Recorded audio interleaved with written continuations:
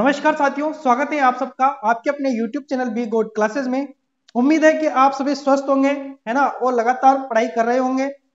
जहां भी हो अच्छी तरीके से आप अध्ययनरत होंगे। आपको बता दें कि ग्रुप डी में अब ITI अनिवार्य कर दिया है, यानी कि ITI स्टूडेंट के लिए अब बहुत ज्यादा फायदा होगा ग्रुप डी में, क्योंकि अब केवल केवल ITI स्टूडेंट ही ग्रुप डी में फॉर्म भर पाएंगे। पहले 10वीं पास स्टूडेंट फॉर्म भर पाते थे, लेकिन अब केवल केवल ITI स्टूडेंट ही फॉर्म भरेंगे। तो ग्रुप डी जो भी वैकेंसी आएगी वो सभी ITI स्टूडेंट के लिए आने वाली है, तो सभी को फायदा होगा। इसलिए अभी से आपको तैयारी में लग जाना है, ठीक है। जब भी वैकेंसी आएगी तब अपन को अच्छा जो अपना परफॉर्मेंस जो है उसको बेहतरीन तरीके से अपन को बताना है करके, तो अपन को बहुत जल्द वैकेंसी के साथ नौकरी मिलने वाली रहेगी, ठीक है। तो चलिए शुरुआत करते हैं। अपन जो अपन कर रहे हैं इलेक्ट्रिशियन थ्योरी का संपूर्ण कोर्स, है ना, इलेक्ट्रिशियन थ्योरी को अपन पूरा अच्छी तरीके से पढ़ रहे हैं। आज की जो अपनी क्लास है वह रहेगी CTC से आगे, है ना। देखिए अपन अग्निशामक यंत्रों के बारे में पढ़ रहे थे। जिन्होंने पिछली क्लासें नहीं देखी वो पिछली क्लासें जरूर देख लेना, प्लेलिस्ट का लिंक डिस्क्रिप्शन में दिया गया है, वहां से आप क्रम वाइज सारी क्लासें देख सकते हैं। आज की जो अपनी क्लास रहेगी वह स्टार्ट होगी कहां से, तो CTC यानी कि जो अपन पढ़ रहे हैं ना अग्निशामक यंत्र, अपन क्या पढ़ रहे हैं, अग्निशामक यंत्र पढ़ रहे हैं। तो जो अपन अग्निशामक यंत्र पढ़ रहे हैं उसमें अपन ने CO2 तक पढ़ लिया था, यानी कि कार्बन डाइऑक्साइड तक अग्निशामक यंत्र पढ़ लिया था। आज अपन पढ़ेंगे CTC वाला, CTC टाइप, है ना। CTC यानी कि इसको क्या कहते हैं, carbon tetra chloride, carbon carbon tetra tetra chloride. देखिए यह जो ये अग्निशामक यंत्र है ना क्लोराइड, यह जो अग्निशामक यंत्र है ना यह सभी अग्निशामक यंत्रों का राजा है। अब राजा है तो इसके बहुत सारी उपाधियां भी होंगी। अब कौन कौन सी इसकी उपाधियां हैं तो ध्यान से देखना, इसको क्या क्या कहते हैं। तो इसका देखिए CTC का पूरा नाम कार्बन टेट्रा क्लोराइड होता है। इसको आप BCF भी कहते हैं, इसको BCF भी कहते हैं, यानी कि क्या कहेंगे इसको, bromo bromo chloro bromo chloro di fluoro fluoro methane methane. ये एक और इसका नाम है, ये ध्यान रखना, एक और इसका नाम है। इसको हेलोन टाइप भी कहते हैं, हेलोन हेलोन टाइप टाइप अग्निशामक यंत्र,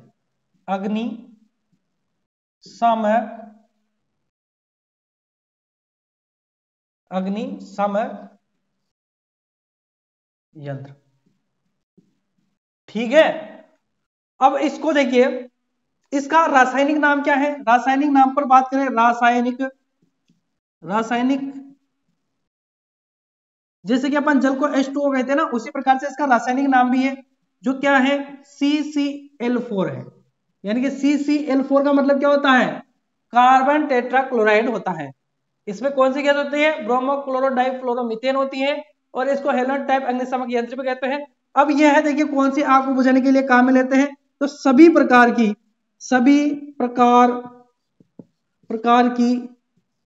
आग को बुझाने के लिए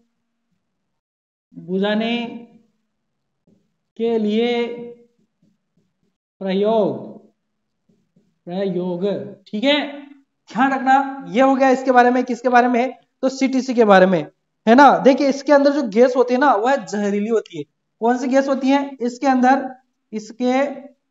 अंदर जहरीली गैस होती है, जहरीली गैस होती है। तो इसको क्या कहते हैं, मैं इसको जहरीली गैस है ना तो इसको अंदर नहीं रखते, इसको बाहर रखते हैं खुले वातावरण में, ताकि किसी भी व्यक्ति को इससे हानि ना पहुंचे, है ना। एक आग तो बुझाता ही है, लेकिन कोई व्यक्ति मर जाए जहरीली गैस है तो इसको इस स्थान पर रखा जाता है जहां खुला स्थान हो, ताकि वहां पर क्या है कि ज्यादा दम नहीं घुटे, किसी के भी वायु के द्वारा किसी के भी नाक में ये जहरीली गैस ना जाए, ताकि इंसान की कोई हानि ना पहुंचे। इसलिए इसको क्या रखा जाता है, बाहर रखा जाता है। तो यही था इसके बारे में, सभी प्रकार की आग को बुझाता है ये, ठीक है। तो ये CTC के बारे में अपन ने पढ़ रहा, ठीक है। आगे पढ़ते हैं अपन। देखिए दो अग्निशामक और है, लास्ट छठा वाला, ये कौन सा था, 5 वाला। इससे आगे 4 अपन ने पढ़ ही लिए हैं। छठा वाला है सोडा एसिड, है ना। सोडा एसिड अग्निशामक यंत्र होता है। सोडा एसिड अग्निशामक यंत्र केवल क्लास 1 की क्लास ए की आग को बुझाने के लिए काम में लेते हैं, ध्यान रखना। और 7वें नंबर पर है बाल्टियां, रेत से भरी बाल्टियां। आप पेट्रोल पंप पर अगर गाड़ी में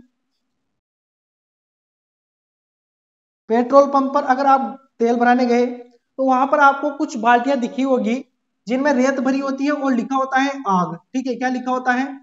आग लिखा होता है। या आपने आईटीआई की होगी तो वहां पर आपको देखने को मिली होगी बाल्टियां,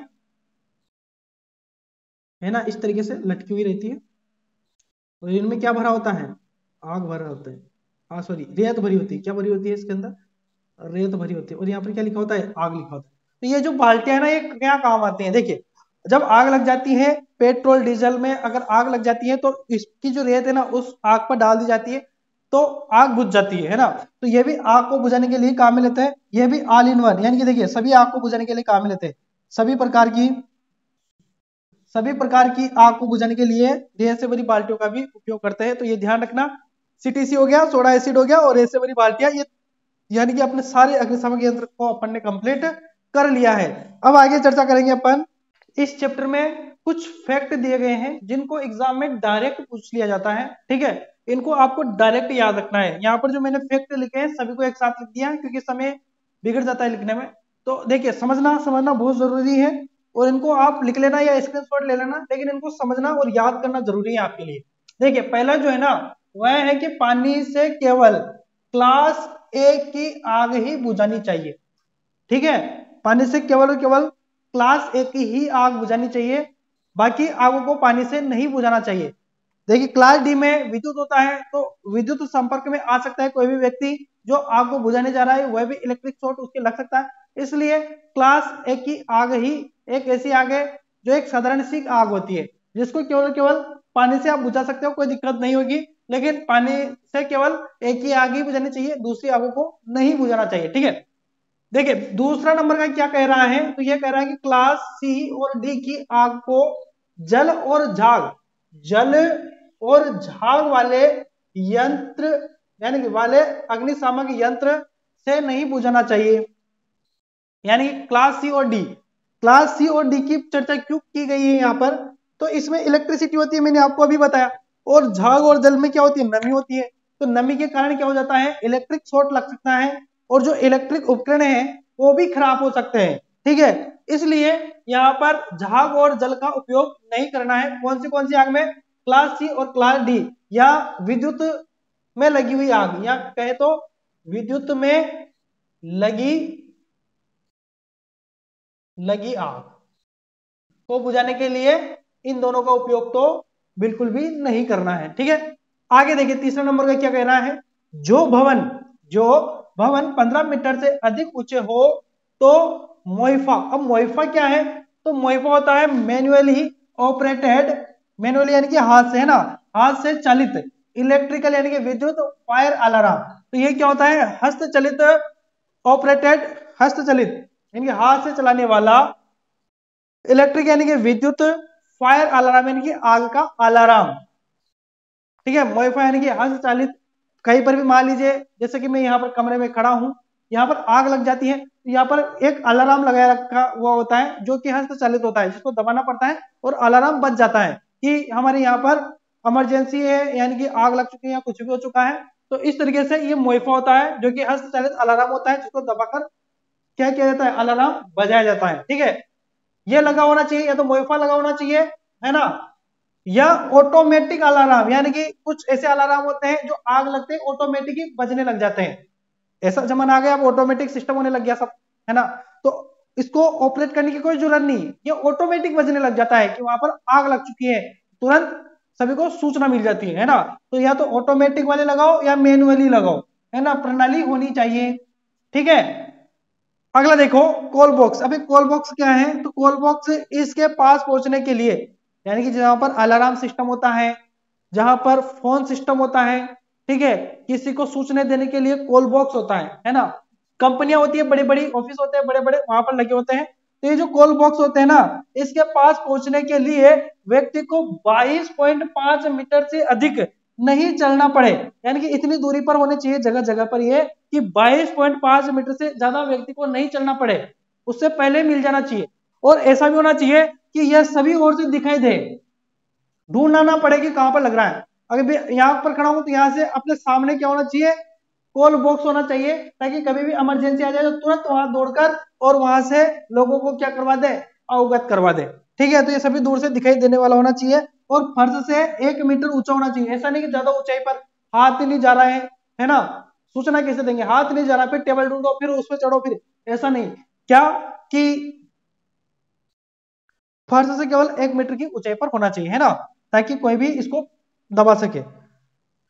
अब आखिरी जो है, भारी सामान को उठाने के लिए क्रेन, चरखी, स्लिंग और यंत्र चालित प्लेटफॉर्म होने चाहिए। देखिए कोई भी भारी भार है ना, उसको उठाने के लिए क्या होना चाहिए, क्रेन होनी चाहिए, चरखी होनी चाहिए, स्लिंग होना चाहिए, या यंत्र चालित प्लेटफॉर्म जो होते हैं, जो ऑटोमेटिक मशीनें जो आती हैं, वो होनी चाहिए। ठीक है, तो यह थे कॉन्सेप्ट जो मैंने आपके क्लियर करवा दिए हैं। अब पढ़ लेते हैं अपन आपदाओं के बारे में। आपदा देखिए एक ऐसा टॉपिक है जिससे क्वेश्चंस तो कम पूछे जाते हैं, लेकिन जब भी पूछे जाते हैं तब परेशान कर देता है। इसलिए वैसे इसका क्वेश्चन निम्न की पीडीएफ में भी है एक क्वेश्चन, है ना, इसलिए आपको इसको जरूर पढ़ना है। बहुत सारे टीचर्स नहीं पढ़ाते इस टॉपिक को, लेकिन नहीं पढ़ाते इसका मतलब ये नहीं कि अपन ना पढ़े। अगर दूसरों से आगे रहना है ना, तो वो चीज पढ़िए जो दूसरे नहीं पढ़ रहे उससे ज्यादा पढ़िए, है ना। वो तो पढ़ना ही है जो सभी पढ़ रहे हैं, लेकिन उससे एक्स्ट्रा अपन को पढ़ना बहुत जरूरी है। इसलिए मैं इस टॉपिक को लेकर आया, मैं भी छोड़ देता, लेकिन एक वीडियो ही तो ज्यादा बनेगा, इसलिए देखिए ज्यादा समय वैसे खराब नहीं करेगा ये आपका, पढ़ लीजिए इसको, आपके लिए फायदा ही होगा। ठीक है, हर्जाइट यानी कि आपदाएं, आपदा जो है एरोगोनोमिक आपदाएं हैं। ठीक है, पहली आपदा कौन सी है, एरोगोनोमिक। एरोगोनोमिक नाम आपने पहले कभी सुना नहीं होगा, लेकिन सुन लीजिए अब, एरोगोनोमिक आपदाएं। एरोगोनोमिक आपदाएं जो होती हैं वह मांसपेशियों में दर्द, इसमें क्या होता है, कैसे पता चलता है कि ये एरोगोनोमिक आपदा है, तो ये कैसी है, शरीर के अंदर जो हानियां होती है ना, वही आपदाएं है। तो देखिए मांसपेशियों में क्या होने लग जाता है, दर्द होने लग जाता है, खिंचाव होने लग जाता है, जैसे कि अपनी मांसपेशियां खिंचाव तनाव करने लग जाती है ना, आदि बीमारियां जो होती हैं वो किसमें आती है, एरोगोनोमिक आपदाएं में आती है। कारण क्या है, ये मांसपेशियों में दर्द, खिंचाव, बीमारी, ये आदि प्रकार की जो बीमारियां होती है, इनका कारण क्या है, तो अपन क्या है कि काम को करते रहते और अपन को क्या आ जाती है, थकान आ जाती है, थक जाते हैं अपन, कार्य को कर करके थक जाते हैं, तो वही क्या है, उसी के कारण क्या होता है, मांसपेशियों में दर्द होने लग जाता है। बोरियत यानी कि एक एक काम को बार बार करना, ठीक है, एक एक काम को बार बार करना, उससे क्या होगा, बोरियत होगा। ठीक है, असामान्य आसन, यानी कि देखिए वहां पर आप काम कर रहे हो जहां पर आप ढंग से खड़े नहीं हो पा रहे हो, फिर भी काम कर रहे हो, जैसे कि बहुत सारी बार आपने, सबसे बड़ा उदाहरण में बताओ, कभी आपने आपकी छत पर पंखा लगाया है, पंखे को कसा है छत पर, कस के देखना, वहां पर पता चल जाएगा आपको कि कैसा दर्द होता है वहां पर, है ना। पंखा उठाना खुद ही, और खुद ही वहां पर पंखा लगाना, और वहां पर लगाते रहना, देखते रहे, ऊपर उसको देखना है, पंखे को पकड़ के भी रखना है, नट भी लगाना है। मैंने तो किया है इसलिए बता रहा हूँ, ठीक है, आप भी करके देखना, है ना, फिर पता चलेगा कि वो कौन सा दर्द होता है। तो मांसपेशियों में दर्द होगा, खिंचाव होने लग जाएगा, हाथ दर्द करने लग जाएंगे। ठीक है, वो कौन सा दर्द आएगा, वो किस में आएगा, तो एरोगोनोमिक में आएगा। तो कभी भी पंखा लगाए और दर्द हो तो कहना कि एरोगोनोमिक दर्द हो रहा है। कैसी आपदा है, एर्गोनोमिक। ठीक है, आगे समझ में। अगला देखिए, अगला है भौतिक आपदा। भौतिक आपदा यानी कि फिजिकल हर्जत, जो कि क्या होता है, इसमें होता है बहरापन, यानी कि वहां पर काम करें जहां पर बाहर, जब उस काम से बाहर निकले तो कुछ सुनाई नहीं दे रहा, बहरापन आ जाता है। ठीक है, त्वचा संबंधित बीमारियां, यानी कि त्वचा में इफेक्ट, यानी कि त्वचा स्किन प्रॉब्लम होने लग जाती है। तो ये कारण क्या है इसका, अत्यधिक ताप या शीत, यानी कि अत्यधिक गर्मी में काम करना, अत्यधिक गर्मी में, या अत्यधिक ठंड में काम करना, यह क्या होता है, इससे भौतिक आपदाएं होती है। कंपन यानी कि वाइब्रेशन, जो वहां पर वाइब्रेशन होता रहता है ना, यह भी किस में आता है, भौतिक आपदाओं में। यानी कि अत्यधिक ताप में काम करना, शीत में काम करना, भौतिक आपदाओं में आएगा। कंपन भौतिक आपदाओं में आएगा। दबाव यानी कि प्रेशर, है ना। शोर एवं विकिरण, यानी कि बहुत सारा शोर हो रहा है। बहरापन कैसे होगा, शोर के कारण ही तो होगा, अत्यधिक शोर है, मशीनें बहुत आवाज कर रही है ना, तो वो किस में आएगा, डीजे जो बजता है ना, डीजे, डीजे बजता है और आप पढ़ाई कर रहे हो, नाच रहे हो तब वाली बात नहीं, जब आप पढ़ाई कर रहे हो और डीजे बज रहा हो, है ना, और डीजे की फुल आवाज है, और आपको जब डीजे निकलता है तो आपको सुनना कम दिखाई दे रहा है, मतलब सुनना कम हो जाता है ना, कम सुनाई देता है। तो वही क्या है, वो किस में आएगा, वो सब सिस्टम किस में आएगा, भौतिक आपदाओं में आएगा। यानी कि अत्यधिक ताप, शीत, कंपन, दबाव, शोर और विकिरण, ये सभी किस में आएगा, भौतिक आपदाओं में आएगा। इससे क्या होता है, बहरापन आता है, त्वचा संबंधित बीमारियां होती है। ठीक है, अगला देखिए रासायनिक। रासायनिक आपदाएं क्या है, केमिकल हर्जट क्या है, तो केमिकल हर्जट क्या होता है, इसमें अस्थमा रोग होता है, ब्रोंकाइटिस रोग होता है, फेफड़ा संबंधित बीमारियां होती है और कैंसर भी हो सकता है। ये सभी किस में आता है, रासायनिक आपदाओं में आता है। रासायनिक यानी कि केमिकल, केमिकल खाते हो तो बीमारी होगी, सभी जानते हैं केमिकल खाने से कैंसर होगी कैसे। ठीक है, फेफड़ों में फूकते हैं ना, तो क्या हो जाता है, फेफड़ों में बीमारी हो जाती है धूम्रपान करने से। ठीक है, वो भी तो केमिकल ही पी रहे हैं अपन, दारू पी रहे हैं, शराब पी रहे हैं। अस्थमा हो सकता है, ब्रोनोकाइटिस हो सकता है, ये सभी किसमें आती है, रासायनिक आपदाओं में आती है। विकिरण आपदाएं, विकिरण आपदाएं ये होती है कंपनियों में जहां रेडिएशन का मामला होता है, जहां पर रेडिएशन, मोबाइल से भी रेडिएशन निकलता है ना, मोबाइल टावर में क्या निकलता है, रेडिएशन। तो इससे जो आपदाएं आती है वो किस में आती है, विकिरण आपदाओं में आती है। इससे क्या हो सकता है, आंखों की क्षति हो सकती है, त्वचा का जलना हो सकता है, त्वचा का कैंसर भी हो सकता है। त्वचा का कैंसर किस में आता है, कैंसर केमिकल के द्वारा होता है, लेकिन त्वचा का जो कैंसर होगा वह विकिरण आपदाओं के द्वारा होगा। ठीक है, कारण क्या है, हानिकारक विकिरणों जैसे एक्सरे या पराबैंगनी किरणें, इनके द्वारा क्या होता है कि आंखों की क्षति हो सकती है, त्वचा का जलना हो सकता है, त्वचा का कैंसर हो सकता है। ये सभी किस में आएगी, विकिरण आपदाओं में आएगी। ठीक है, अब अपन इसमें चार अपन ने आपदाएं पढ़ ली है, पांचवी जो आपदा है वह है, पांचवी जो है वह है यांत्रिक आपदा। कौन सी आपदा, यांत्रिक, यांत्रिक आपदा, मैकेनिकल आपदा। कौन सी है, मैकेनिकल हर्ज। इसमें क्या होता है, ये मैकेनिकल यानी कि मशीनों के द्वारा, मशीनों के द्वारा आपको चोट लग गई तो ये किस में आएगा, यांत्रिक आपदा में आएगा।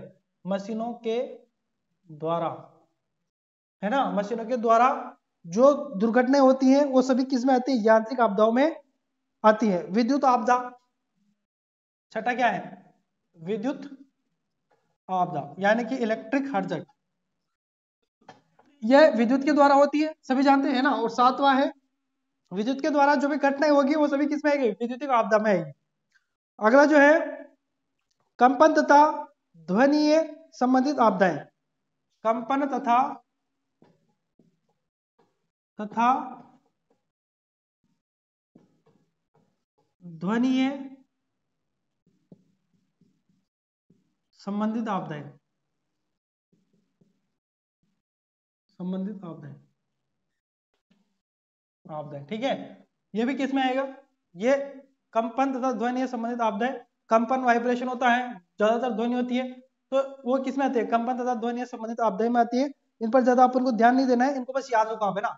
आठवां है उष्मीय आपदा, उष्मीय यानी कि गर्मी के द्वारा, है ना, उष्मीय आपदाएं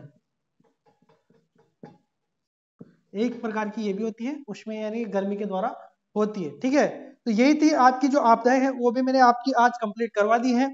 थोड़ा वीडियो लेंथी हो चुका है, लेकिन घबराने वाली कोई बात नहीं है।